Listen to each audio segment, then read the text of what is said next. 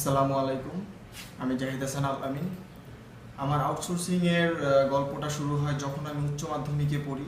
সেখানে আইসিটি বই থেকে আমি আউটসোর্সিং অ্যান্ড ফ্রিল্যান্সিংয়ের ধারণাটা পাই। একটা সময় যখন আমার পরীক্ষাটা শেষ হয়, তখন আমি আউটসোর্সিং শেখার জন্য বিভিন্ন প্রতিষ্ঠান খুঁজতে থাকি। খুঁজতে খুঁজতে একটা সময় আমি সাভারের উইনজন আইটি সম্পর্কে জানতে পারি।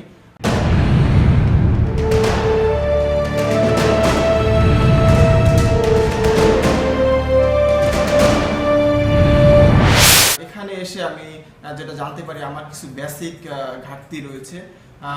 তারপরে আমি কম্পিউটার অফিস অ্যাপ্লিকেশনের যে কোর্সটা সেটা এখান থেকে সম্পূর্ণ করি।